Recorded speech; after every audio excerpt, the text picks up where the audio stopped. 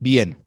Entonces, lo que estábamos viendo antes del break es que una misma palabra puede tener distintos significados y a veces nosotros entre esos múltiples significados podemos recoger uno que no corresponda.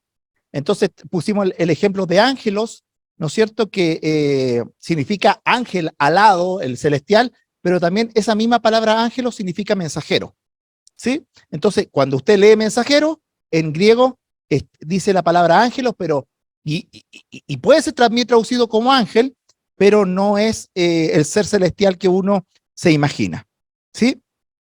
También mencioné el caso de él como el nombre auténtico de Dios y también Elohim, y que Dios no se hizo problema porque no existía el hebreo en ese momento de que se le diera el nombre de un Dios que ya existía, que era un Dios pagano. Y bien, eso. Ahora, eso sí, esto no es para avalar de ninguna manera la idolatría, pero sí como para entender de que Dios es un poquito menos cuadrado que nosotros a veces. ¿Sí? También, yendo un poquito más atrás, según una pregunta que se me hizo de la paradosis, bien, yo estaba poniendo a propósito de un ejemplo de que los traductores tienen su forma de entender, tienen su teología, y esa teología, esa experiencia de vida, les hace tomar ciertas decisiones a la hora de traducir.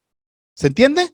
Entonces, en el caso de paradosis, que significa tradición, para este ex monje protestante, le chocó que ese término que a veces se utiliza de forma positiva, traducirla de una manera positiva. Y ahí donde eligió otras palabras como instrucción. Ahora, ¿cómo nosotros deberíamos entonces entender paradosis cuando se habla en forma positiva? Yo creo que tiene que ver con que nosotros honremos, o más bien los corintios, porque fue un asunto oral que no quedó escrito, porque eso también es parte de las tradiciones, que lo que dijo Pablo, que se refería como tradiciones, nosotros no tenemos el registro de a qué se estaba refiriendo, pero sí de que era algo que, por favor, tómenlo con mucho cuidado, tómenlo con mucho respeto, honren, y te doy gracias por ustedes estar honrando lo que yo le estoy diciendo. Eso es lo que básicamente estaba diciendo el apóstol Pablo, ¿sí? Cuando en el caso de los corintios. ¿Ya? Bien. Ya, ahora, otro, otra dificultad, porque estamos hablando de las dificultades que tenemos nosotros como lectores de la Biblia para poder llegar a su idioma original o a su mensaje original, es el texto crítico que goza de un gran prestigio, como otra forma de ver. Otro obstáculo para entender el mensaje original es el prestigio de las fuentes que se estiman como más cercanas a los originales cuando en realidad no lo son. ¿Sí? No perdiendo nuestro punto de enfoque, creemos en la restauración de la iglesia, y para que se verifique esa restauración es volver al diseño previo, pero que se ha perdido. Como lectores de los profetas y de los apóstoles, tenemos una serie de dificultades, y esta última mencionar las fuentes. ¿Cuáles son las fuentes más cercanas a los manuscritos originales que se acercan al mensaje original que recibió la iglesia? Para Dios es un asunto grave y serio, y que no es para la chacota, no es para bajarle el perfil a un asunto tan serio. Para esto nos dice Apocalipsis 22, 18 y 19. Yo testifico a todo aquel que oye las palabras de la profecía de este libro. Si alguno añadiere a estas cosas, Dios traerá sobre él las plagas que están escritas en este libro. Si alguno quitare las palabras del libro de la profecía, Dios quitará su parte del libro de la vida y de la santa ciudad y de estas cosas que están escritas en este libro. O sea, yo aquí tengo la Biblia, ¿no es cierto? Y llega un copista, llega un traductor, llega alguien que tiene ese poder de decisión y puede decir, y de hecho lo han hecho, ¿sabe qué? Esta parte de la Biblia no me gusta y la saco. ¿Por qué? Porque no me gusta, porque no me cuadra. ¿Cuál es la sanción que Dios hace para ese que hace ese acto? Yo te voy a quitar del libro de la vida. porque no puede ser de que tú le quites. Eso es como grave para Dios. Que tú no podés quitarle hoja a la Biblia, tú no podés quitarle versículo, eso es muy grave. Y para el que realiza ese acto, sea tú copistas o sea tú traductor, tú eres quitado también del libro de la vida. ¿Se entiende? Entonces Dios se lo toma serio. Eso es lo que estoy graficando. O sea, con respecto a la exactitud de su mensaje, Dios se la toma muy en serio. Amén. Ok. Aproximadamente hay 5.500 manuscritos del Nuevo Testamento en griego y se dividen en papiros, unciales, minúsculos. Todo lo anterior se reconocen dos grandes familias de textos del Nuevo Testamento, una 90%, la mayoría, se llama la bizantina, y otro, el 10% solamente, la alejandrina. Esto en razón de dónde se encontraron estos dos tipos de textos griegos muy antiguos. De la recopilación y edición del Nuevo Testamento, dando preferencia a los bizantinos, se ha dado origen a lo que hoy conocemos como el texto recibido, ¿sí? Y el texto recibido representado en la Reina Valera. Entonces, de los textos papiros, que son el 90%, está representado ¿qué? En la Reina Valera, que es el texto recibido, ¿sí? Ya. El 10% en el Alejandría, lo tenemos aquí representado en varios textos, pero en este caso la Biblia textual 4 y la Biblia de las Américas. Ok. Entonces, el 90% de los manuscritos, Reina Valera, el 10% base para estas otras versiones o traducciones. Perfecto. El texto crítico compone el 10% de la recopilación de los textos y resurgen de textos impresos que se imprimieron a finales del siglo XIX. Entonces, cuando usted toma, por ejemplo, la Biblia textual, fue porque se encontraron este 10% de texto a finales del siglo XIX. Entonces, son diferentes a esto de la Reina Valera. Perfecto. ¿Se sigue o no? Entonces, las distintas traducciones tienen dos tipos de fuentes. Una, el texto crítico, 10% de los griegos, y el 90% de los papiros y unciales y todo lo que se refiere a papiros. Este se le llama el texto recibido, este se le llama el texto crítico. Ya. Como representante del texto crítico, como le decía, la NBI, que están basadas en la cuarta edición la cuarta edición de la Biblia textual, por ejemplo, está basada en la 28 edición del Nestlé Aland. Ya, pero bueno, ya veis, hermano, pero hay distintas fuentes, pero póngamelo en concreto, ¿hay alguna diferencia entre uno y otro? Y eso es lo que vamos a ver a continuación. Bien, Marcos 1, 40 y 41. Del texto recibido, dice así, y ustedes también pueden ir leyendo, me interesa que estén leyendo también. Y un leproso vino a él rogándole, e hincada la rodilla le dijo, si quieres puedes limpiarme. Y Jesús, teniendo misericordia de él, extendió su mano y lo tocó y le dijo, quiero ser limpio. Eso es según el texto recibido. El texto crítico, por ejemplo, en la Biblia textual edición 4, dice, y se le acercó un leproso rogándole y le dice, si quieres puede limpiarme. Entonces él, enfurecido, extendió su mano y le tocó y le dice, quiero ser limpio. O sea, en una versión me dice, Jesucristo estaba enfurecido. Y en otro dice, tenía misericordia. Nota es diferente, ¿o no? Notablemente diferente. Uno enfurecido, ya sánate. Y uno dirá, ¿y por qué estaba enfurecido con el leproso? ¿Qué le pasó? A lo mejor. Entonces, da como para interpretar una serie de cosas, que Jesucristo haga un milagro enfurecido y otro que haga el milagro fruto de la misericordia. ¿Se entiende? Eso es lo que vamos a estar viendo. ¿Y por qué la diferencia? ¿Por qué la diferencia? Porque la cuarta edición se basó en esto, en el códice Besa. Y el códice Besa es de su propio dueño. Besa reconoció de que era papiros inferiores. y eran tan inferiores que él dijo, yo no lo voy a utilizar para traducir la Biblia, y los donó a la Universidad de Cambridge. Dijo, no, estos textos no sirven. Entonces, y los donó como testimonio histórico, básicamente. ¿Sí? Pero ahí algunos lo tomaron y dijeron que Jesucristo estaba enfurecido. Otro ejemplo, Reina Valera, representante del texto, del texto recibido, dice así, y vino uno y le dijo, maestro bueno, ¿qué haré para tener la vida eterna? Y él le dijo, ¿por qué me llamas bueno? No hay bueno sino uno, Dios. Más si quieres entrar en la vida eterna, guarda los mandamientos. ¿Sí? ¿Qué dice la Biblia de las Américas? Texto crítico, y aquí se le acercó uno y le dijo, maestro, omite bueno. Dice maestro, ¿ok? ¿Qué haré para obtener la vida eterna? Y él le dijo, ¿por qué me preguntas acerca de lo bueno? Solo uno es bueno, pero si deseas entrar en la vida eterna, guarda los mandamientos. En el implicado aquí, en el implicado del texto recibido, Dios es bueno, Jesucristo es bueno, pero ¿por qué tú llegaste a esa conclusión? ¿Por qué tú me llamas bueno? ¿Acaso tienes la revelación de que yo soy Dios? ¿Por qué me llamas bueno si Dios es bueno? Eso es lo que está detrás del texto recibido. El texto crítico, un mensaje totalmente diferente.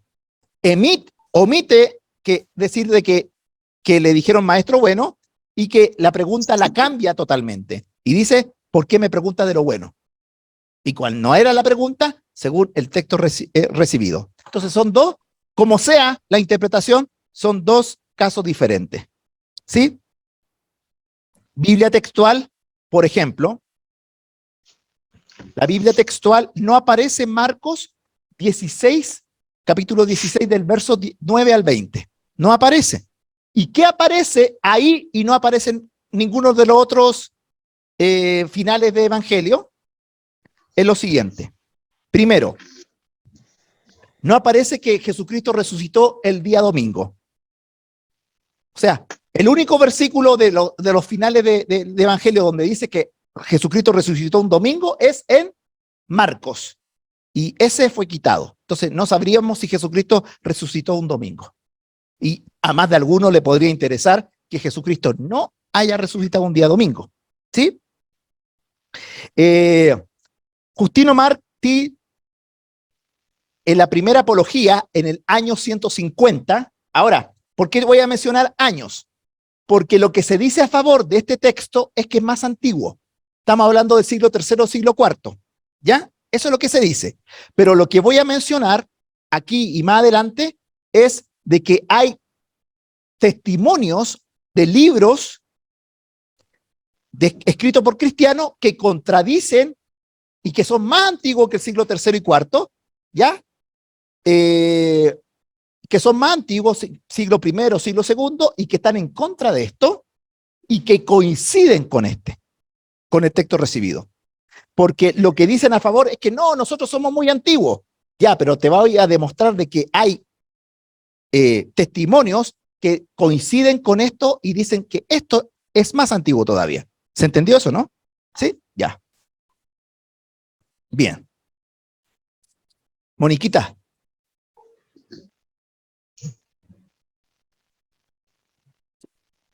Ya. Sigamos. Dice así.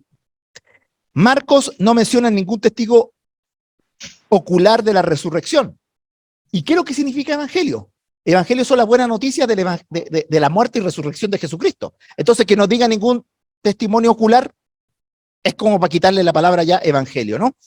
El anuncio de las señales, versículos 17 y 18, la ascensión y entronización de Jesucristo, versículo 19. Ireneo de Lyon, del año 130 al 202, quien fue discípulo de Policarpo de Esmirna, que a su vez fue discípulo de Juan, ¿sí? Escribió en su libro contra los herejes. O sea, un discípulo del discípulo de Juan escribió lo siguiente.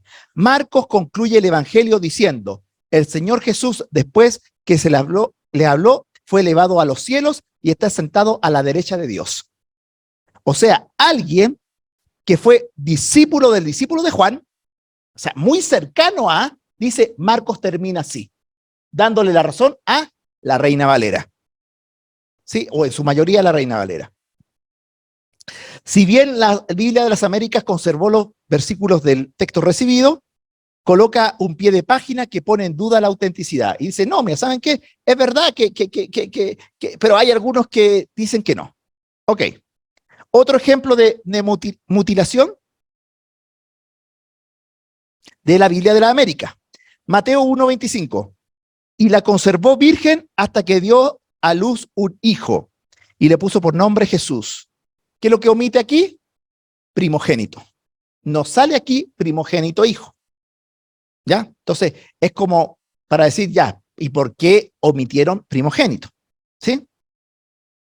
¿Por qué? Porque usted sabe, para conservar la pureza de María, quizá José tuvo hijos por otro lado, por un matrimonio anterior, y después elaboran todo su tesis con tal de que no fuera su hijo primogénito, por lo menos de José. ¿Sí?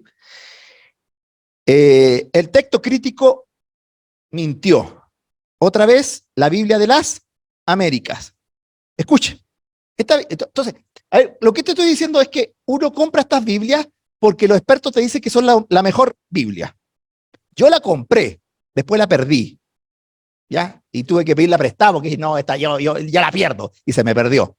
¿Ya? Bueno, eso es lo que estoy diciendo, eso estoy detrás de fondo. O sea, y este te dice que es el mejor, ¿ya? ¿Tiene la idea? Entonces uno lo compra creyendo que es la mejor. Ok, ¿qué dice? Según los expertos de que esta es la mejor y que, ya. Ok, ¿qué dice? Jesús mintió. ¿Jesús miente? Según esto, sí. Entonces, ¿a quién le vamos a creer? ¿A esta o a esta? Bueno, vamos. Biblia de las Américas, Juan 7, 8 al 10. Tengo que leer eso, todos los versículos. Dice así, subid, Jesús hablando, subid vosotros a la fiesta, yo no subo a esta fiesta, porque aún mi tiempo no se ha cumplido. Y habiéndole dicho eso, se quedó en Galilea, pero cuando sus hermanos subieron a la fiesta, entonces él también subió, no abiertamente, sino en secreto. O sea, Jesucristo dice, yo no voy, y después va. ¿Qué dice la Reina Valera? Que te lo claramente dice, yo no voy todavía. Y si yo digo, yo no voy todavía, ¿qué quiero decir? Es que después voy a ir.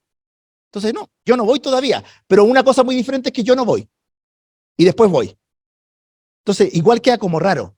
Ya entonces Jesucristo como dijo que no voy para después ir en forma secreta y para que algunos públicamente dijera que entonces cuando después decimos, entonces como Jesucristo es mi ejemplo, entonces yo también puedo mentir y tener otra información en secreto.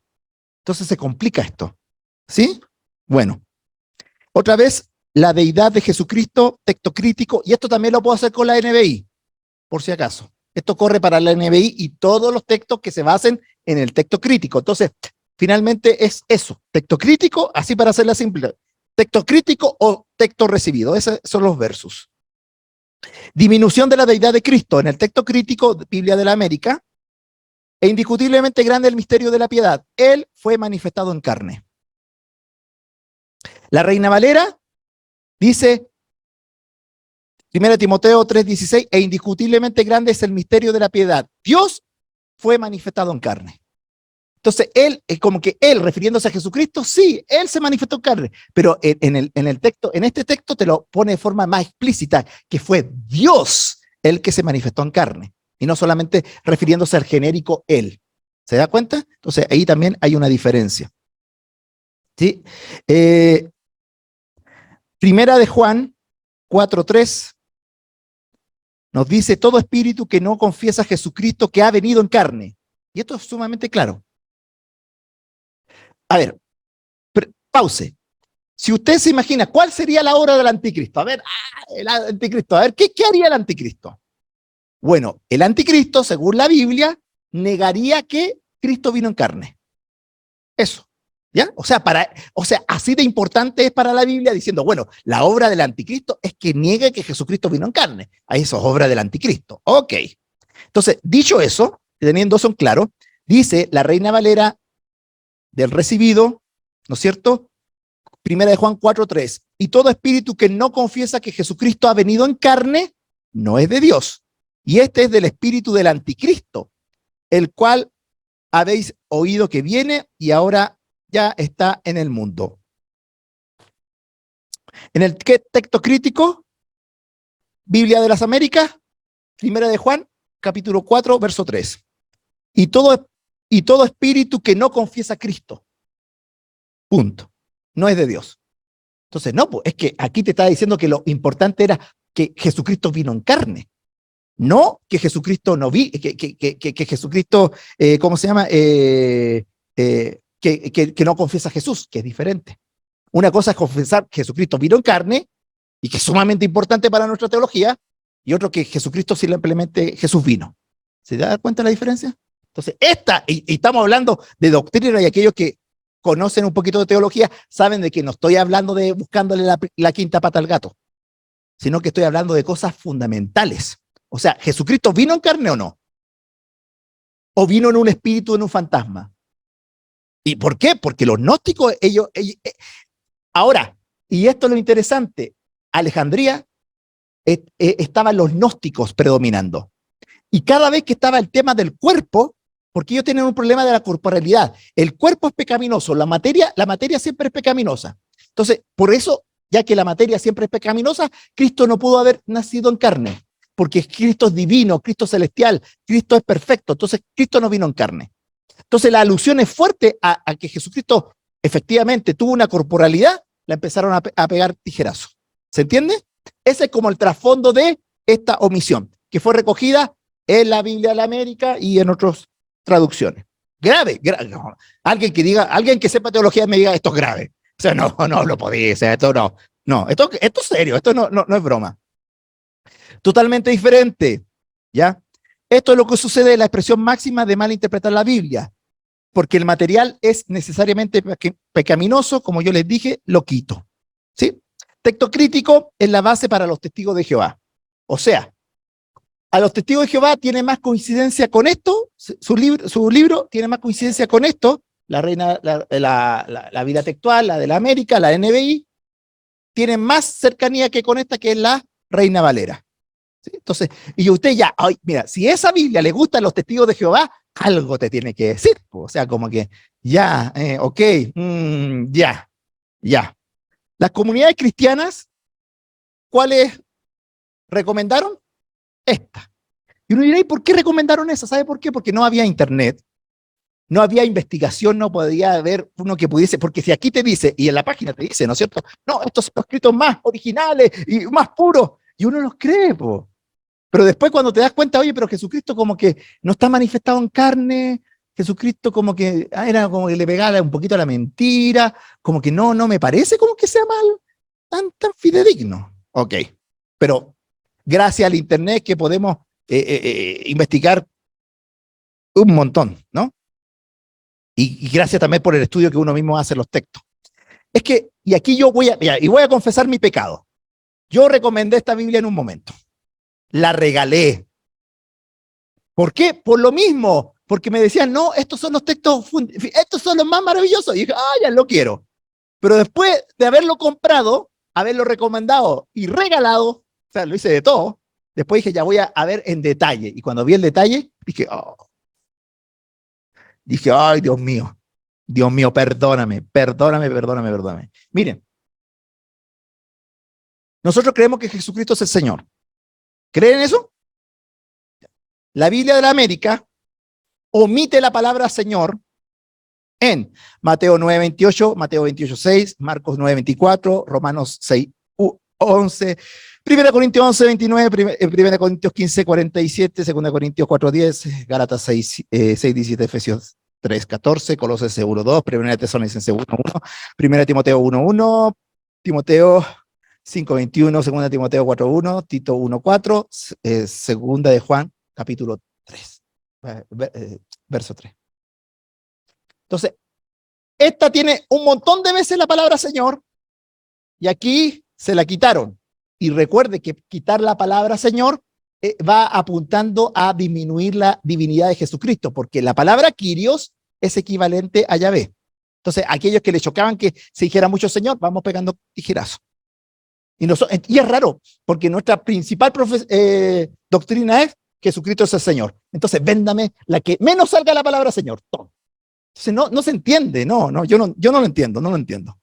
Juan Calvino, continuando, hablando una cita de Juan Calvino, dijo, Pablo no pudo haber hablado más apropiadamente sobre la persona de Cristo con estas palabras. Dios fue manifestado en carne. O sea, no hay, para Calvino dice, mira, Pablo no hizo algo mejor al describir a Jesucristo que decir que Cristo fue manifestado, que es Dios manifestado en carne. Lo resume todo. ¿Por qué? Porque tenemos el testimonio claro de las ambas naturalezas de Cristo, que es todo Dios y también es hombre. Entonces estamos hablando de cosas secundarias o cosas importantes, re importantes. Pero que gente que no les gustaba empezó a pegar tijerazos. Ok. Y así, siguiendo con la cita de Juan Calvino, dice, así por este sencillo pasaje, la fe verdadera y ortodoxa es definida poderosamente en contra de Arrio, Marción, Nestorio y Eutiques. Ya vamos a hablar un poquito de eso. Arrio. De los mencionados, Arrio creía que Jesucristo era un Dios, en diminutivo, la primera creación de Dios Padre y que no había venido en carne. Entonces, lo que tenemos que entender es que en la antigüedad, gente tenía problemas de que Jesucristo fuera Dios, que Jesucristo, y si fuera un Dios disminuido, que no es eternamente igual al Padre, sino que fue una creación del Padre. ¿Se entiende? Y que es un Dios disminuido, porque un Dios que no es eterno no es Dios. ¿Se entiende? Entonces, y eso lo creen. Y después que lo creen, ¿qué hacen? Mi propia Biblia. Ese es el asunto. Y hacen sus propias copias y después, siglos después, se descubren esas copias y dicen, esta es la verdad de Dios. Dios no es tan Dios. Jesucristo no es tan Dios. Bueno. La Reina Valera Sociedad Bíblica Trinitaria, siguiendo al texto recibido, dice, bueno, que se puede hablar mucho, pero vamos. Dice Mateo 5:22. Pero yo os digo que cualquiera que se enoje sin razón contra su hermano será culpable de juicio. Aquí, la Reina Valera traicionó y se fue para este lado. ¿Ya? Traicionó. Reina Valera, traicionaste. Sí, a veces ella también traiciona. No siempre se mantiene ahí y de repente se viene para acá. Y cuando se vino para acá, el siguiente versículo dice así, pero yo os digo que cualquiera que se enoje contra su hermano es culpable de juicio. Entonces, Jesucristo dice, cualquiera que se enoje sin razón es culpable de juicio. ¿Se puede enojar con razón? Sí. ¿Jesucristo se enojó? Sí, pero lo hizo con razón. Esa es la diferencia. Y la Biblia también me dice, airaos, pero no pequéis. Entonces, ¿cómo yo voy a ser culpable de juicio simplemente porque me enojé? ¿Acaso no puede ser de que uno realmente es culpable cuando se enoja sin razón? Entonces, en ese sentido, esta se fue para acá. ¿Ya? Ok. Jesús se enojó, pero con razón, y por ello no pecó. Marcos 3:5. Entonces, el problema no sería en estricto rigor enojarse con el hermano, sino enojarse sin razón. ¿Le parece más lógico? Yo creo que sí. ¿Que nos podemos enojar? Sí, pero con razones. ¿Ya? Espero que no haya ningún enojón que dijo, no es para darte la razón a los enojones por cualquiera. Te enojáis por todo, enojona, no. Ya, Mateo 5:22, cualquiera que se enfurezca, conectándolo con Marcos 1:41, Jesús se enfureció con el leproso. Entonces Jesucristo sería, según sus propias palabras, sería pecador. ¿Por qué? Porque dice cualquiera que se enfurezca. Pero si Jesús, como vimos recién, también se enfureció. Entonces, según las mismas palabras de Jesús, Jesucristo también estaría en problema. ¿Sí? ¿Por qué? Porque acuérdense que sanó por misericordia, no porque estaba enfurecido. Ya, sí, ya, ok. Para terminar este punto, aclarar lo siguiente, el texto crítico se basa prácticamente en dos códices, el Códice Vaticano y el Códice Sinaítico, que se supone que son de mediados del siglo IV. ¿ya? Siglo IV, y ahora vamos a ver citas que son antes del siglo IV que le dan la razón al texto recibido, ¿ya? ¿Por qué? Porque muchos te dicen, no, es que estas son las copias más antiguas, me está basado en los textos más antiguos, ya, pero es que hay citas a la Biblia que son más antiguas que el siglo IV. Entonces, por eso, de alguna manera, te invalida el argumento de que era más antiguo, al final no eran tan antiguos como se veía. Y dicho sea de paso, solamente para que usted vea lo grave del asunto, el códice sinaítico se encontró en un monasterio en el monte Sinaí, en la basura de ese monasterio. Así. ¿Y por qué estaba en la basura? Porque los propios monjes se dieron cuenta de que estaba mal escrita, ¿ya? Pero les dio temor de Dios de poder destruirlo porque ahí en esos papeles estaba escrito el nombre de Dios. Así que decimos, no lo podemos destruir, pero tampoco podemos ponerlo con otros libros, entonces lo pusieron en un lugar aparte. ¿Sí? Esa, para que vean la historia, ¿no? Ya, ahora vamos a dejar podríamos haber sellado, pero no quiero pegarle tanto, ¿ya? Entonces ya, ahora vamos con la NBI. ¿Ya? NBI. Ay, ¿qué pasa con la NBI? Podría habernos seguido con estos dos, pero bueno, vamos con la NBI. La Didaqué, que es del año 70 al 98, que son escritos que escribieron los cristianos, ¿cierto? Del año 70 al 98, muy temprano. Dice, y no nos meta en tentación, sino líbranos del mal, porque tuyo es el reino, el poder y la gloria por todos los siglos. Eso dice, ¿qué cosa? La Didaqué. ¿Qué dice la Reina Valera? Y no nos meta en tentación, mas líbranos del mal, porque tuyo es el reino, el poder y la gloria por siempre. Amén. Hay una coincidencia. Ya, y la NBI dice, y no nos deje caer en tentación, mas líbranos del mal.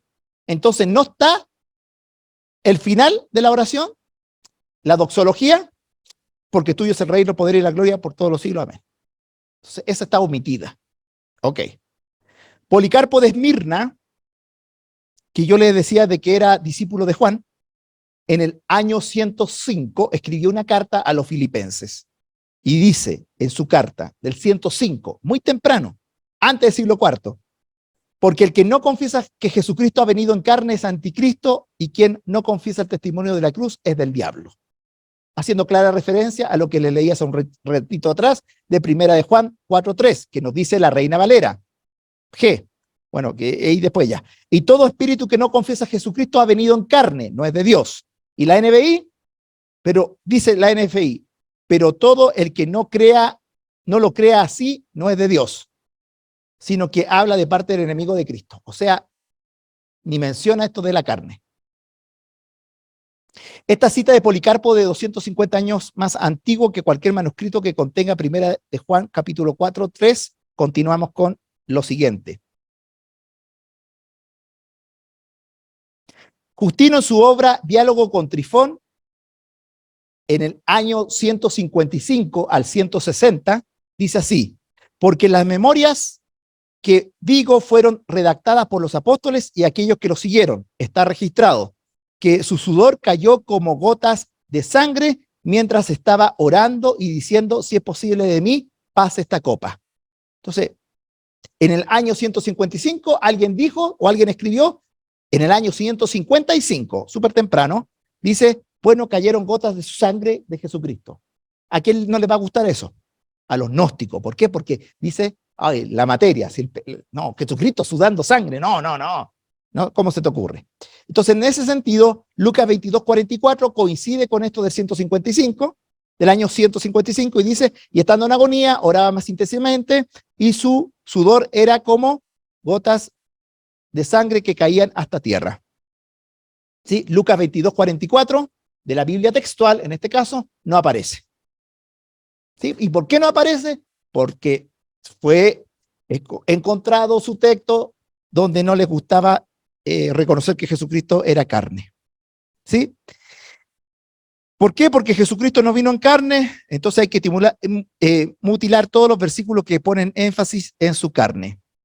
Ahora, la Biblia textual, edición 4, para apoyar su omisión, dice, es que nosotros lo omitimos. Ok, lo omitimos, pero pone una nota de pie de página y dice que se apoya en el Códice Sinaítico, en el Códice Vaticano y en Marción.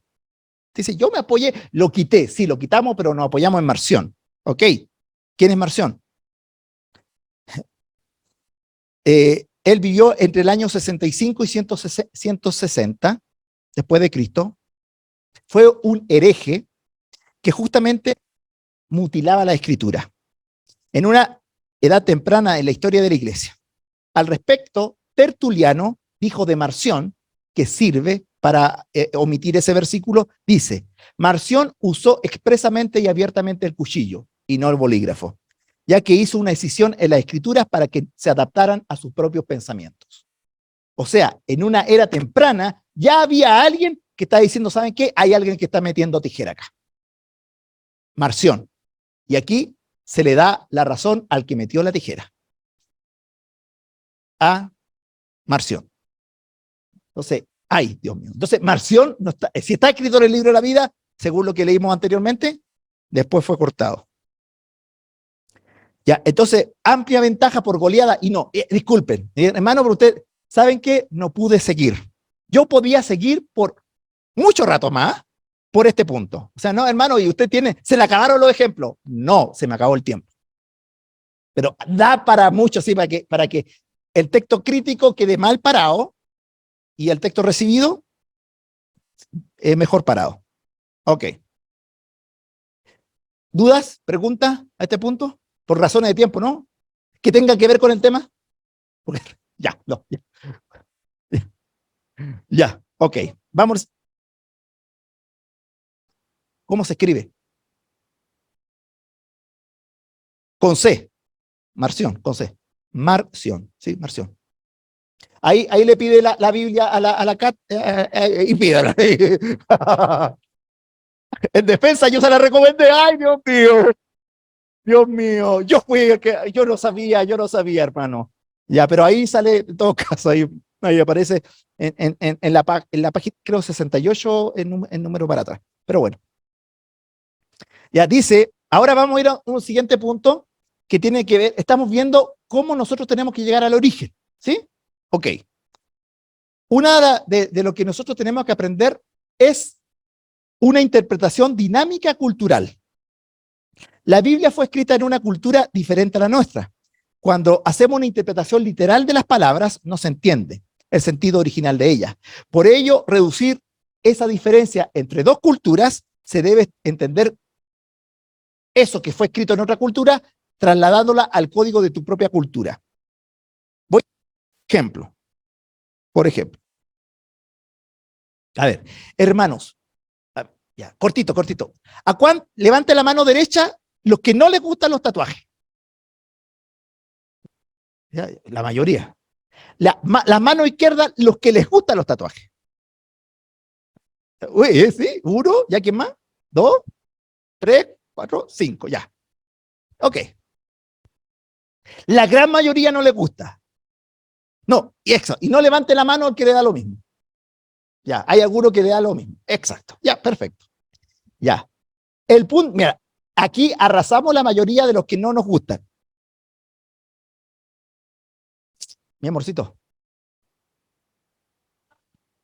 Levítico 19, 28, 26 al 28. No comeréis cosa alguna con sangre, no seréis agoreros ni adivinos. Eso está hablando, ok. No hay que ser adivino. Hermana, los hombres no podemos leerle la memoria a usted, la mente. Así que no, por este versículo yo no estoy obligado a adivinarle cuando me ve así, y yo no sé. La Biblia dice no puedo ser adivino, así que cuando están enojados, ¿qué te pasa? No sé. Y uno ya sabe que pasa algo, pero uno trata de adivinar. Bíblicamente, hermana, ay, Levítico 19, no puedo ser adivino. ¿Amén? ¿Varones dicen amén? No podemos adivinar. Y las hermanas no pueden ponerme en esa posición de que tratemos de adivinar. Ya, pero bueno, dicho eso, que no era el punto, dice, no haréis tonsura, un círculo rapado, ¿no es cierto?, en las cabezas, ni dañaréis la punta de la barba, ni haréis rasguños en vuestro cuerpo por causa, no, por un muerto, ni imprimiréis en vosotros señal alguna, yo Jehová. Entonces, en esta última parte, pareciera que Dios prohíbe que tenemos que hacernos tatuajes y todo tipo de tatuajes. Pero cuando nosotros leemos y tratamos de entender lo que fue escrito, en realidad es un acto de idolatría, un acto de paganismo. Oye, murió mi ser querido, yo necesito un medium para que de alguna manera me comunique con él, y yo quiero adivinar y quiero conectarme y quiero despedirme de mi fallecido, ¿sí? Y en ese contexto, para llevar el dolor, y parte del rito es cortarme el punto de la barba y hacerme un tatuaje en honor a mi fallecido en un contexto pagano. Esa es la historia. La pregunta es, el hermano que no le gustan los tatuajes y dice, yo estoy en contra de los tatuajes, no, ya, ¿por qué se afeita? Porque prácticamente están conectados. Es, mira, no te cortes la barba ni te hagas tatuaje. Ah, no te hagas tatuaje. Ya, pero ¿y la barba? Porque si fuera la misma razón y si uno fuera honesto, tendría que tener la barba hasta acá. Pero no, nos afeitamos y decimos, ay, gente tatuada, ay, no, yo no, ¿en qué lugar llegué? Oh, Dios mío, yo creía que esta era una iglesia santa. Y no, pues es la razón de que tú no hagas, por la razón está detrás. Y ahí es donde uno tiene que hacer la traducción. Entonces, por eso yo hice la pregunta previa, es, si tú no te gustan los tatuajes, encontré el versículo que me da la razón. Pero no, pues, uno como intérprete de la Biblia no tiene que buscar el versículo para que te dé la razón, sino investigar realmente lo que realmente sí quería decir. ¿Se entiende o no? Ahora, para los menores de edad, hágale caso al papá. Es lo único que puedo decir. O sea, no me metan en problemas. Ahora, no, eso. Ahora, si a alguien no le gusta, no se lo haga, pero también que tu gusto no te haga juzgar al otro. Decir, ay, pecador. No, pues es que en realidad a ti no te gustan, pues, no pasa por nosotros, excepto que sea en un rito satánico, excepto que sea un rito ya, que sea un rito pagano y se haga, ahí sí, el problema estaría ya. Ese tatuaje no. Pero en el genérico y por causa de los muertos se supone que no. ¿Se entiende eso? Eso. Entonces hay que hacer una interpretación dinámica a nuestra cultura, es decir, no, por ejemplo, ¿cuál sería la interpretación dinámica? Por razón de los muertos. ¿Sabe cuál es? Que se da en nuestra región, la mesa de los muertos. ¿No es cierto? Ustedes saben de que parte del rito es darle la comida al fallecido cuando ya no está. Eso es participar en un rito pagano y conectado al fallecimiento. Entonces, ese versículo debería servir para esa situación. Oye, tú no tienes que participar de un rito pagano. O sea, no. Para eso está la vida. Para eso, mamita, invítame en vida, invítame, cordero. En vida, ya paso el anuncio, Armandito. En vida, invítame. ¿Qué tiene que? Y después uno fallecido y le pone el cordero para que se lo comen ellos, ¿no? ¿Sí?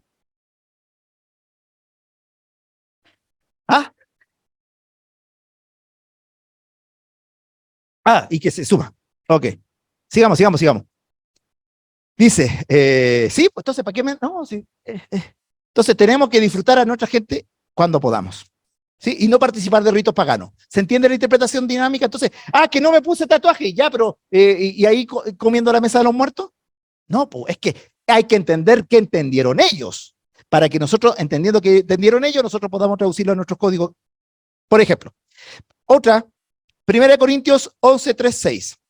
Más quiero sepáis, hermano en Cristo, más quiero que sepáis que Cristo es la cabeza de todo varón, y el varón es la cabeza de la mujer, y Dios es la cabeza de Cristo. Todo varón que ora o profetiza con la cabeza cubierta afrenta su cabeza, mas toda mujer que ora con la cabeza no cubierta afrenta su cabeza, porque es lo mismo que se hubiese rapado. Porque si la mujer no se cubre, córtese también el cabello, y si le es deshonroso a la mujer, córtese el cabello o raparse, cúbrase. Ok.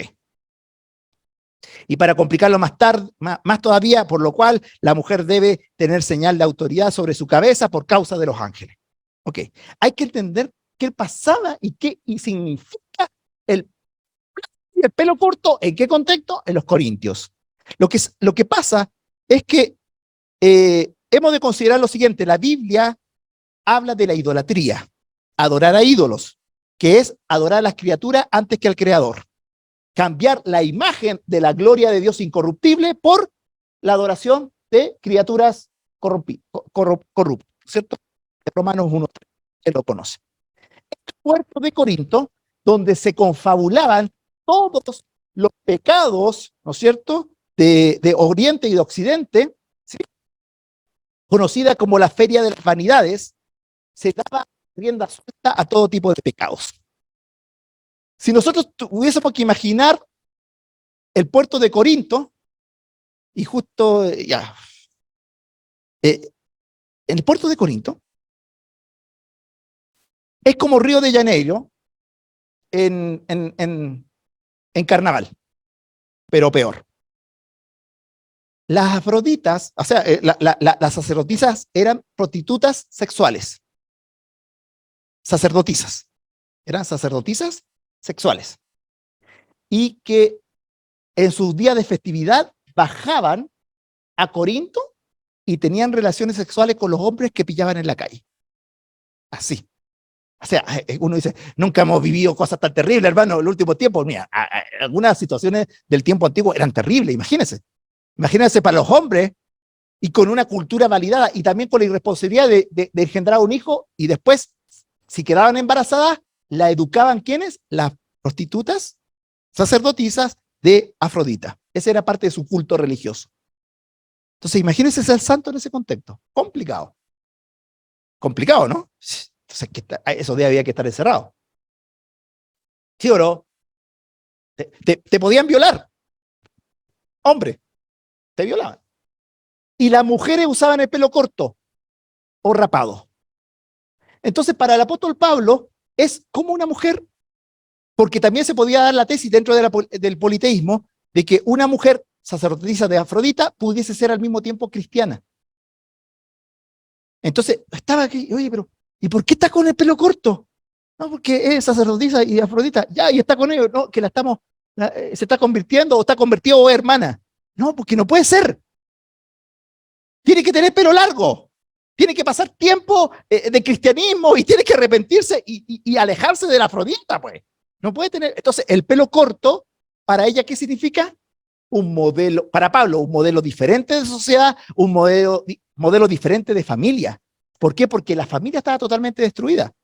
Porque la familia que la componía, una secta prácticamente, ¿no es cierto?, donde las mujeres educaban a sus hijos solas, aparte del padre, que no se sabía quién era el padre. Entonces, modelo de familia es el tema. Entonces, por eso es que Pablo dice, no, mujeres, ¿por qué una afrenta que la mujer use el pelo corto? En ese contexto tal cual está. ¿Qué pasa si una hermana hoy en día tiene cáncer?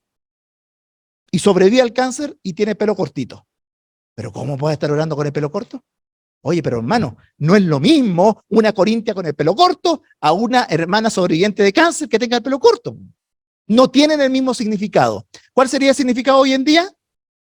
Una hermanita con el pelo, podría ser, con el pelo morado, con un pañuelo verde, bien así, y diciendo, y con su Facebook diciendo, viva el aborto, hermana, estoy contigo, y dice, hermanes, tengo que, oremos al Señor, y dice, ¿y qué es lo que? Afrenta, y para eso serviría ese versículo, decir, hermana, ¿qué?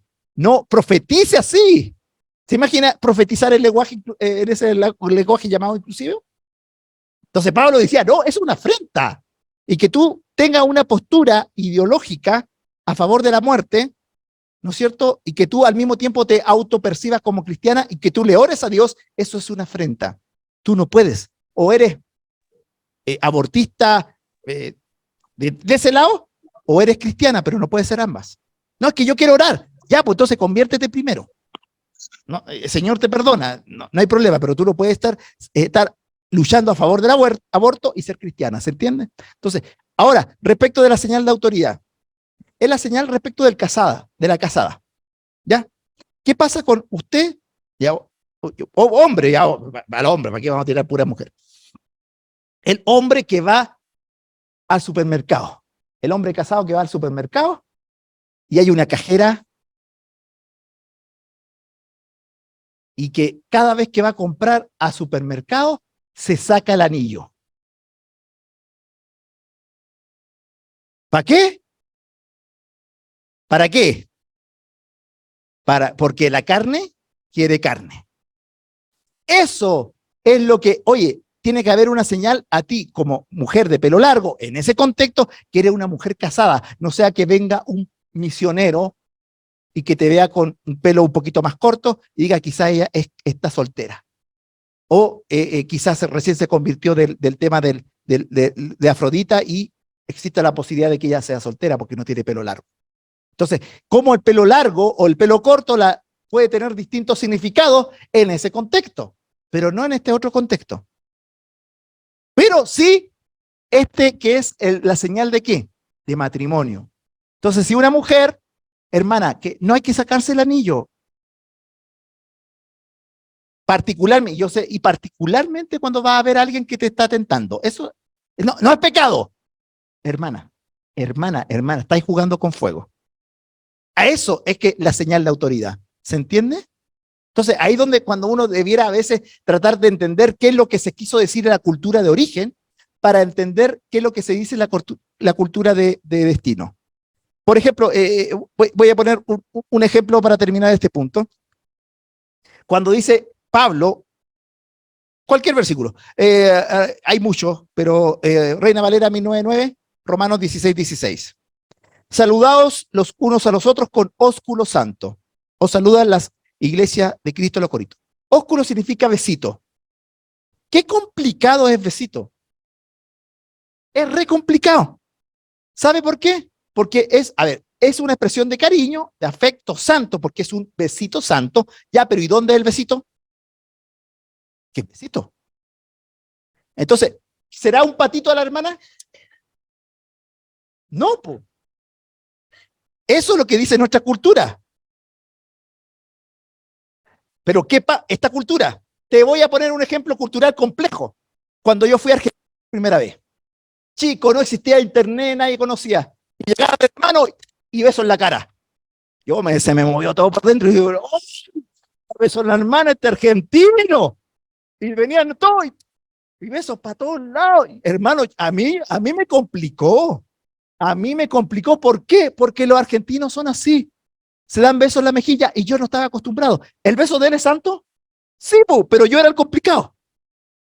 Le voy a poner un ejemplo también que me da mi amigo misionero.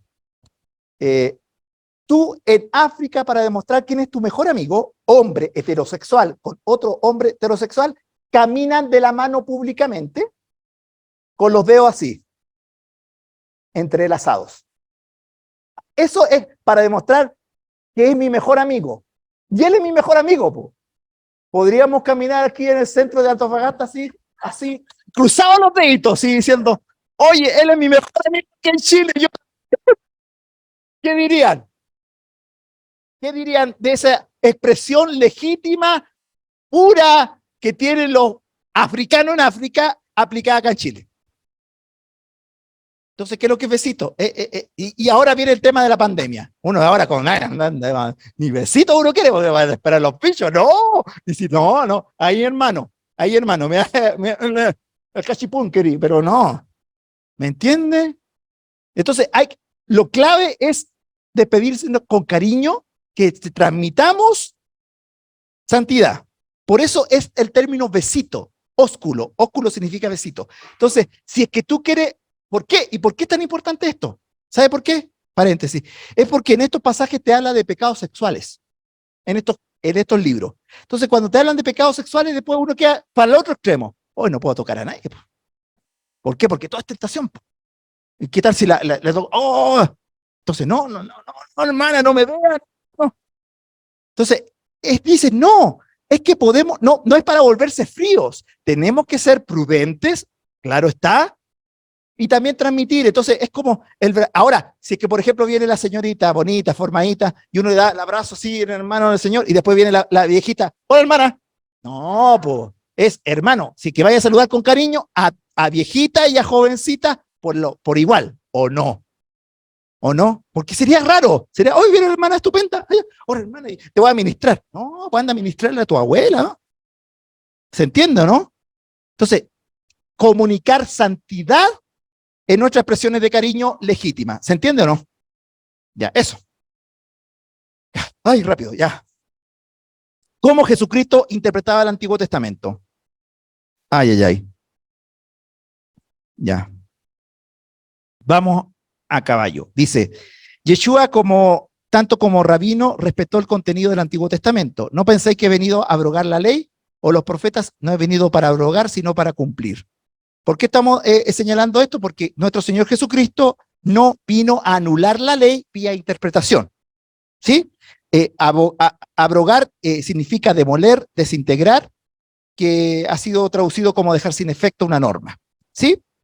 Ahora, por ejemplo, nuestro Señor Jesucristo, y esto es lo que, a ver, esto es clave. Jesucristo tenemos que entender de que es el último rabino y es el primer maestro de cristianismo. ¿Qué quiero decir con esto? De que Jesucristo vivió en una etapa de transición, y siendo una etapa de transición, tuvo un mensaje de transición que de alguna manera nos puede como chocar. Por ejemplo, Mateo 18:17 dice, si no lo oyere a ellos, dilo a la iglesia, y si no oyere a la iglesia, tenle por gentil y publicano. Jesucristo utilizaba el término gentil, que significa no israelita, como forma despectiva. No sé si me escucharon, pero Jesucristo utiliza el término gentil de manera despectiva, tenle por gentil por publicano, porque él era rabino. Pero después murió por los gentiles. ¿Sí? Pero se entiende esa transición. Y quienes no entienden esa transición, entienden de alguna manera de que todos tenemos que ser judíos y que tenemos que menospreciar a aquellos que no son judíos. Y se largan para la parte judaizante. Imagínense una mujer que decía, Señor, hijo de David, ten misericordia de mí, y Jesucristo ni siquiera le dirige la palabra y le dice a los discípulos, no es bueno darle el pan de los hijos a los perrillos. Entonces ni siquiera la trata ella de forma directa, le dice a su discípulo, ella es perrilla. Entonces, Jesucristo tenía un tema, pero hay que entenderlo en su contexto, que él era un rabino. Ahora también, en otros momentos, ¿por qué? Porque los gentiles también se tienen que entender, se entiende un poquito como pagano. Porque Jesucristo también no tuvo problema para hablar con la samaritana, por otro lado. Entonces, es un asunto como que da para mucho. Nos dice Reina Valera 1909, Mateo 28:19, por tanto, ir y adoctrinar a todos los gentiles, bautizándole en nombre del Padre, el Hijo y el Espíritu Santo. En todo caso, ya. Cuando le da las instrucciones a sus discípulos, dice, por camino de gentiles no vayáis. ¿Sí? Nos dice eso en Mateo 10:5 y 6. Ok. Esto de no entender que Jesucristo fue un maestro o un rabino, ha llevado a José Luis de Jesús Miranda, en su evolución ministerial, esta persona se consideró a sí mismo como pastor, apóstol, doctor, papá, Cristo, anticristo. ¿Se acuerdan de un personaje que se andaba marcando el 666, que era pastor? Bien famoso hace unos años atrás. ¿Se acuerdan? Bueno, era por este tema. Porque decía, nosotros tenemos que ser anticristos. ¿Y por qué? ¿Por qué? Porque Cristo es para los judíos y nosotros tenemos que estar en contra de Cristo. De ahí viene, de esta confusión de no entender bien esto de que le estoy comentando en este momento, de que Jesucristo es rabino, no hay ningún problema, y que de alguna manera nos podemos sentir menospreciados nosotros los gentiles, no hay problema porque era parte de esa etapa, pero no es de ninguna manera para que nosotros ahora seamos anticristianos o anticristo y ponernos 666. Ya, bueno, voy a tener que saltarme, sigamos por razón del tiempo, vamos. Jesucristo vino a cumplir la ley y los profetas. No pensé que he venido a abrogar la ley o los profetas, no he venido para abrogar, sino para cumplir. ¿Sí? Entonces Jesucristo él vino a vivir una vida piadosa. O sea, cuando está diciendo esto es que yo vine a leer el Antiguo Testamento, ¿no es cierto? El Antiguo Testamento, este Antiguo Testamento, y voy a cumplirlo. Entonces, nosotros tenemos que leer la Biblia ¿para qué? En la medida que corresponda, a través de una buena interpretación, cumplir lo que corresponda. Y esto de que corresponda es muy importante. ¿Me entiende? O sea, ¿me tengo que circuncidar? No. ¿Pero circuncidar el corazón? Sí. Entonces hay que entender bien. ¿Ya? Disculpen que vaya un poco apurado, pero bueno, era importante, pero bueno. Ya, superioridad de las enseñanzas de las escrituras, eso es lo que cree Jesucristo. Estamos viendo cómo Jesucristo interpreta la Biblia. Superioridad de la enseñanza de la escritura por sobre la enseñanza de tradiciones plasmada en costumbres, etcétera. A ver, ¿se acuerda que una vez Jesucristo, sus discípulos estaban comiendo con las manos cochinas? ¿Sí? Y que vinieron a recriminarle diciéndole, Jesús, ¿cómo tus discípulos están infringiendo qué cosa? La tradición. ¿Por qué? Porque según la tradición, el comer con las manos sucias es pecado. Y Jesucristo responde, pero ustedes cómo con su tradición invalida la ley de Dios, porque ustedes tienen una tradición que va en contra de lo que Dios dijo. ¿Cuál? Dar ofrenda, lo que le corresponde a los padres como honra. ¿Sí? O sea, los judíos cuando dicen honra a tu padre y tu madre era darle una cantidad de dinero. ¿Qué decía la tradición?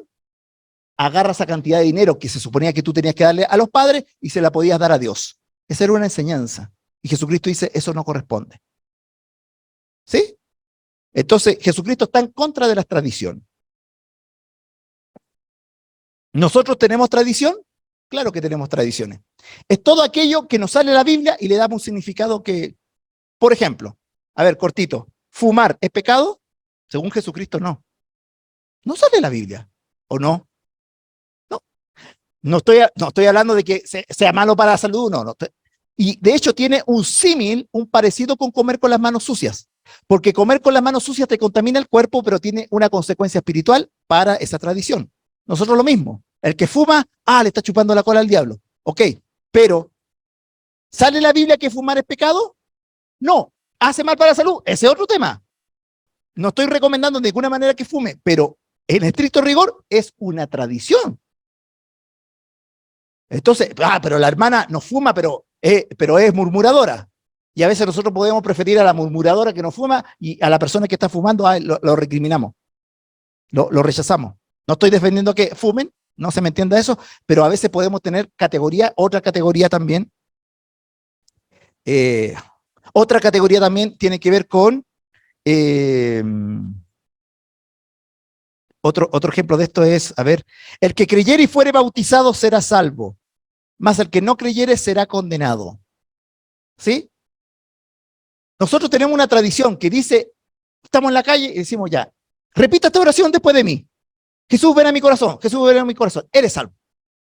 ¿Sale eso en la Biblia? No sale eso en la Biblia. La oración del pecador no sale, que tú por repetir una oración, ¿se hace? Sí se hace.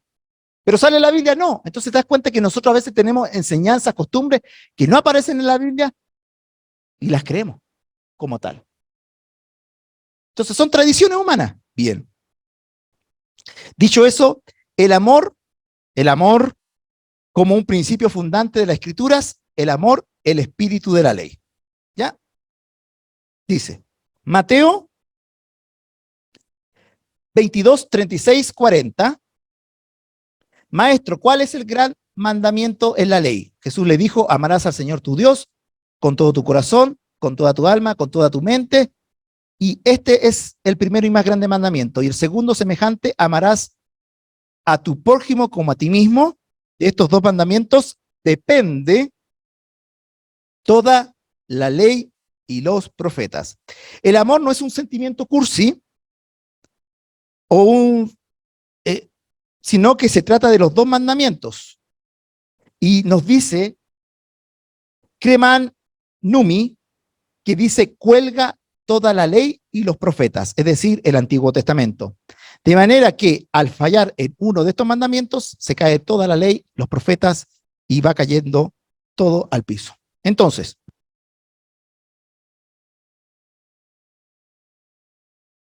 en el ejemplo, imagínense una mujer que va al río o al pozo a buscar agua. Vamos a hacer una mujer que va al río y lava la ropa, la lava a mano, la estruja, la lava, y después de hacer todo ese proceso en el antiguo Israel, decía, voy a ir colgando los mandamientos. La ropa, que en este caso van a simbolizar los mandamientos.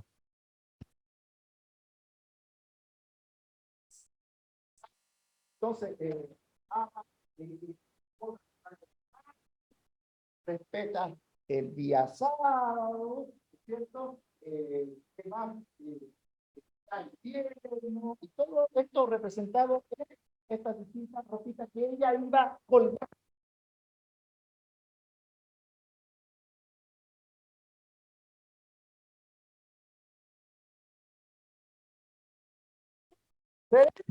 Que basta que uno de los mandamientos lo rompas y se caen todos los otros mandamientos. ¿Sí? Entonces, tú no puedes cumplir estos otros mandamientos que cayeron en el piso sin haber cumplido el 1 y el 2. Bastaba que tú rompieras el 1 o el 2 de los mandamientos para que todo lo demás se caiga al piso. Eso es lo que se está tratando de enseñar a Jesucristo. Entonces, muchas gracias. Entonces, esto, y déjalo aquí, bien quebrado, ¿no? Ahí está, déjalo ahí, no va en el piso. Muchas gracias. Entonces, por eso Jesucristo le da un sentido diciendo, ¿sabe qué? Tú tienes que cumplir el mandamiento 1, tú tienes que cumplir el mandamiento 2. ¿Por qué? Porque tú fallas en uno de esos 2 mandamientos y todos los otros mandamientos se fueran al piso y se ensucian. ¿Me sigue?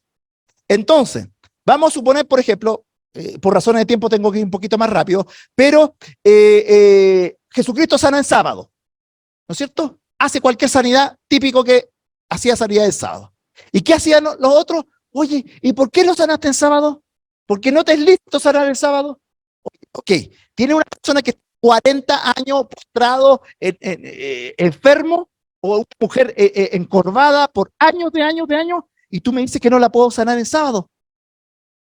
¿Estás amando a tu prójimo con esa interpretación? No. Sino en lugar de gozarte de que recibió la bendición, ay, ¿por qué fuiste sanado? ¿Cómo se te ocurre? ¿Me entiendes? Entonces, rompiendo uno de estos 2 mandamientos, no te sirve estudiar el resto de la Biblia. ¿Se dan cuenta? Entonces, es un asunto de yo necesito entender bien el primer mandamiento, bien entender el segundo mandamiento para que a la luz de este espíritu, del espíritu de la ley, yo pueda entender el resto de los mandamientos. ¿Sí? Ya, sigamos. A ver. Por ejemplo, la afirmación de derecho. El aborto es un derecho para una mujer de terminar la vida con sus hijos. ¿Va en contra de qué? Del mandamiento no matarás. ¿Sí? Ok, ya. Y ahora, ¿y por qué lo estoy poniendo como ejemplo? Es que hay que amar a las mujeres. Oye, pero ¿y la vida que está por nacer? Hay que amarla también, ¿o no? O Jesucristo cuando Dios ama el matrimonio, Dios ama a los hijos y por eso aborrece el divorcio. Entonces, el amor implica tomar una postura moral. Yo, por amar a los niños, no puedo amar al mismo tiempo o aprobar, en este caso, el aborto.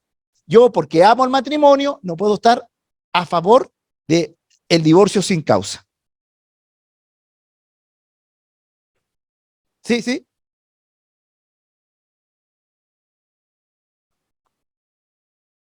A ver, venga un poquito más fuerte, rapidito.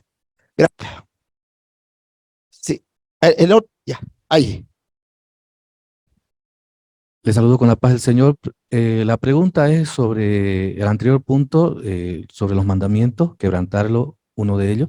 El cuarto mandamiento, por ejemplo, se habla sobre guardar el día sábado o el día santo. Ya. A ver, ya. Bueno. Entendemos por la revelación de que Jesucristo murió y resucitó un día domingo, ¿no es cierto? Que el Pentecostés, el Espíritu Santo también ocurrió un día domingo, es que hubo de alguna manera, un traslado del respeto al sábado al respeto al domingo. Ya, pero dicho eso, en Romanos capítulo 14 dice que cada uno esté convencido su propia mente. O sea, si es que alguno dice, yo quiero respetar el sábado, bien. Si otro dice, quiero respetar el domingo, para el apóstol Pablo dice, bien. Si uno dice, yo respeto todos los días por igual, también. ¿Me entiende? Con tal de que tú respetes al Señor.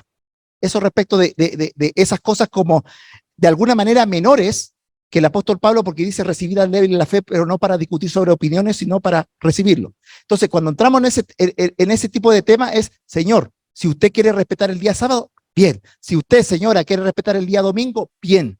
El problema sería cuando nosotros lo imponemos a otros.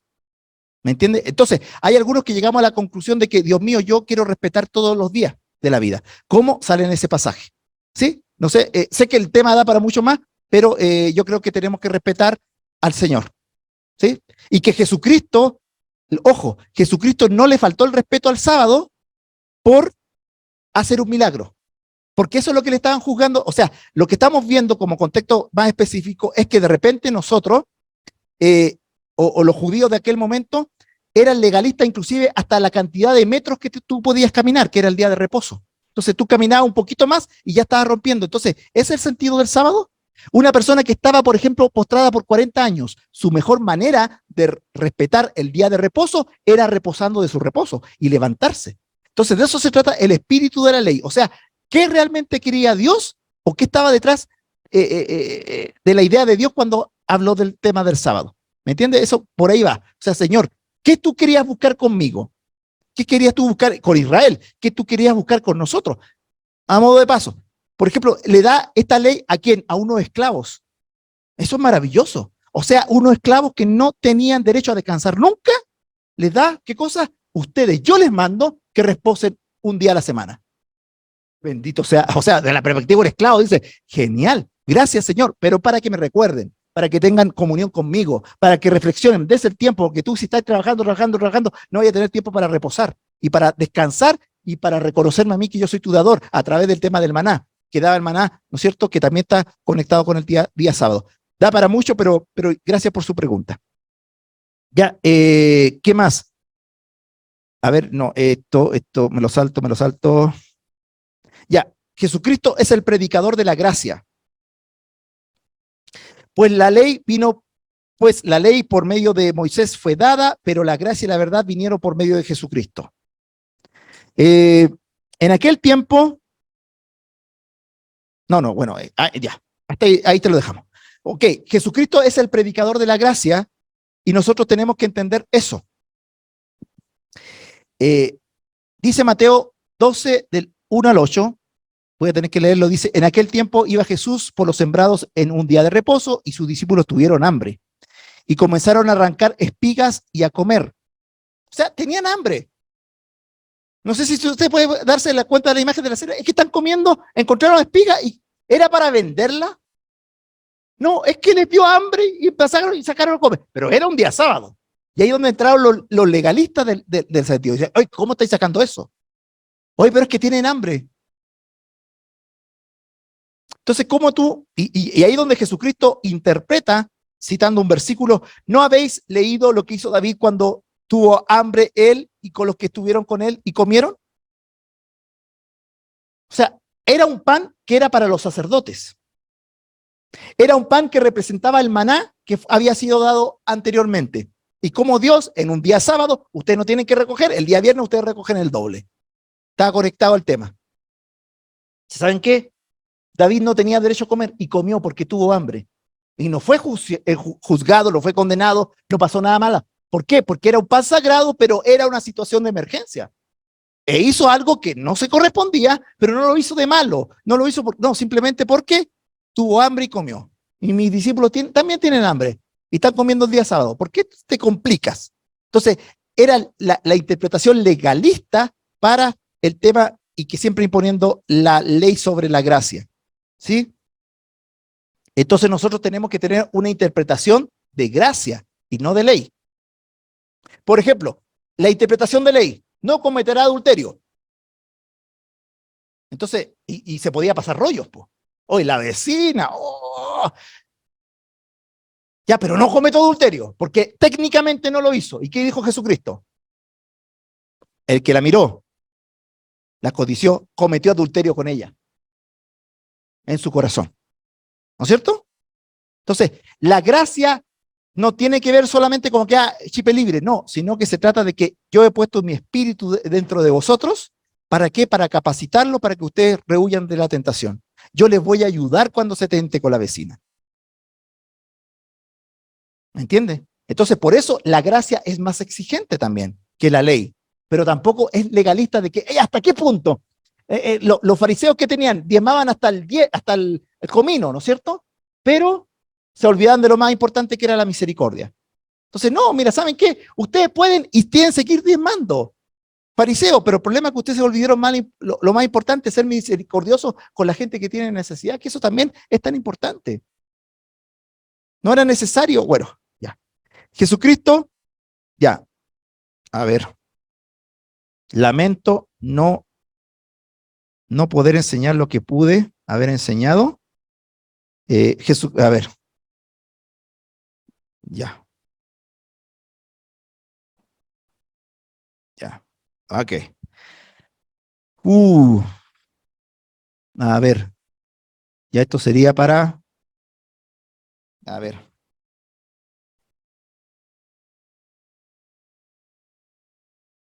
Jesucristo aplica el Antiguo Testamento para responder al diablo. ¿No es cierto? Se aparece Jesucristo, el diablo es movido por el Espíritu Santo al desierto, ¿no es cierto? Y es tentado por el diablo y dice, oye, después de haberte estado 40 días sin comer, dice, di a esta piedra que se convierta al pan, y Jesucristo le responde, no solo de pan el hombre vivirá, sino de toda palabra que sale de la boca de Dios. ¿Qué estaba haciendo nuestro Señor Jesucristo? Citando Deuteronomio, capítulo 8, versículo 2 y versículo 3.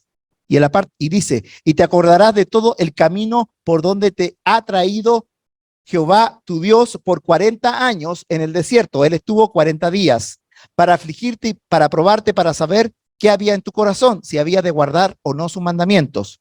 Y te afligió y te hizo tener hambre y te sustentó con maná, comida que no conocías tú ni tus padres la habían conocido, para hacerte saber que no solo de pan el hombre vivirá el hombre, más de todo lo que sale de la boca de Dios vivirá el hombre. ¿Sí? Entonces, ahí hay un símil. No sé si se están dando cuenta. Dios lleva a Israel por el desierto, Jesucristo es movido por el Espíritu al desierto, 40 años, 40 días respectivamente, y ambos tienen hambre. Y él recuerda ese versículo y en 3 ocasiones le responde con el escrito está. Entonces, esa también es una forma de que Jesucristo utiliza el Antiguo Testamento para atacar al enemigo. Entonces, también para nosotros es legítimo, es útil que cuando venga el enemigo para ponernos en distintas circunstancias, estudiar la palabra de Dios y responderle al diablo, diciendo, escrito está. ¿Por qué? Porque la palabra de Dios tiene poder. ¿Sí? ¿Amén? ¿Me siguen? Ya. Como rabino, Jesucristo explica la ley. Éxodo 21, 23 al 25. Más si hubiere muerte, entonces pagará vida por vida, ojo por ojo, diente por diente. Y está hablando en un contexto de peleas, con la ley conocida de la ley del talión. Pero Jesucristo, ¿qué dice? Mateo 5, 38 y 40. Oísteis que fue dicho a los antiguos, ojo por ojo y diente por diente. Pero yo os digo, no resistáis al malo, antes que cualquiera que te hiera la mejilla derecha, devuélvele también la otra, y al que quiera ponerte pleito, quitarte la túnica, déjale también el manto. Y con esto quiero terminar. Disculpen que no voy a poder terminar todo lo que quería enseñarles, pero llegó la hora. Porque no quiero hacerlo rápido y hacerlo mal. A ver, ¿qué es lo que se trataba este versículo originalmente? Se trataba en cómo resolver los conflictos, de peleas, de riñas. Entonces, mira, si es que a ti en una pelea te sacaban el ojo, acúsalo.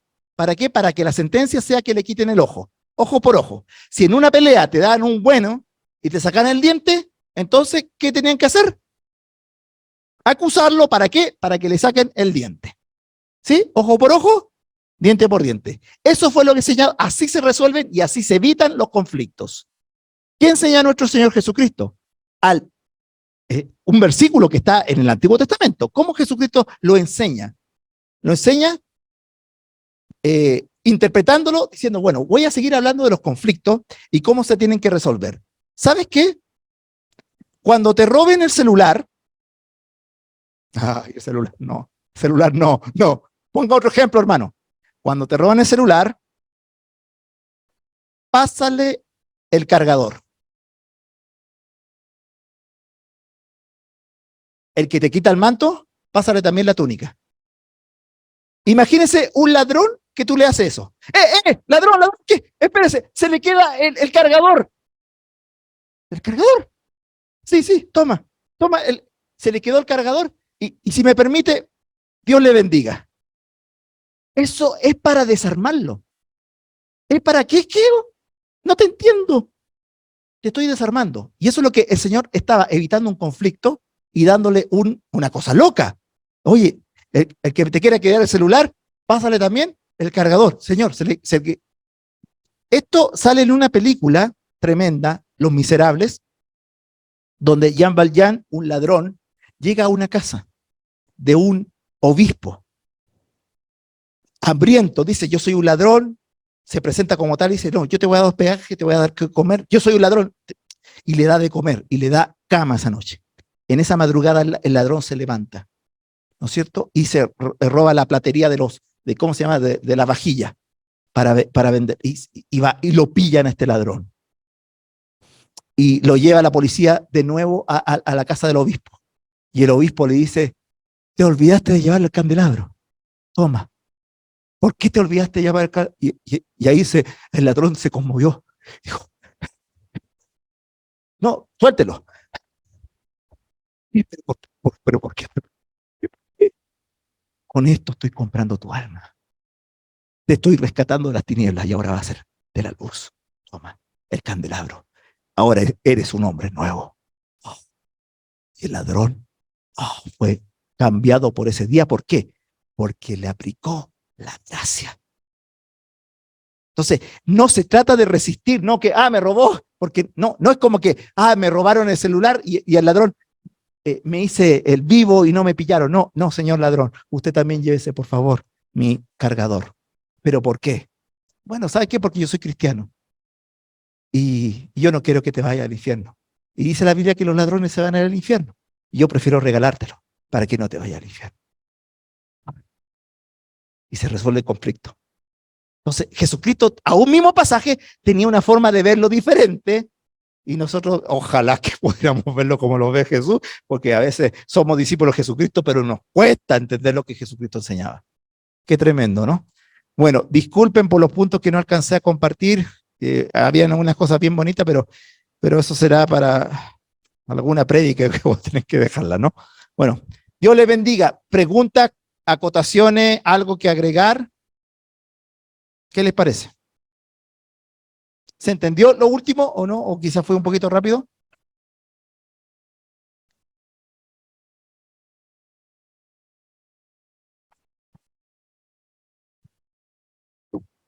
Téngala.